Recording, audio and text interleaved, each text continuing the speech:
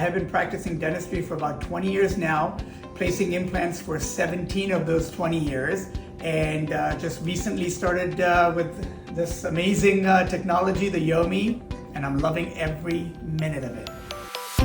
Oh my God, technology of this sort is absolutely just a mind changer. My staff's mentality has changed. Even my mind frame, along with my doctor's mentality, has changed because this gives us the ability and the comfort level to doing implants like we've never done it before.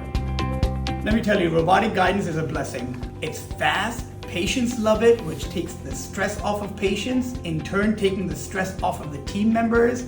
My staff are loving it because the patients are quick in and out. They don't have to worry about stitches afterwards in most cases, obviously. And I'll tell you, I am finding that the precision with this is way better than what I was doing for the last 17 years. I'm only placing dental implants with Yomi and with nothing else. I've tried navigation technology, I've tried guided technology, I've even freehanded it, but this guy is the ultimate out of every direction that you can think of implant dentistry, and not placing one implant without Yomi. So guess what? My answer to that question would very much be, I'm only using Yomi for dental implants.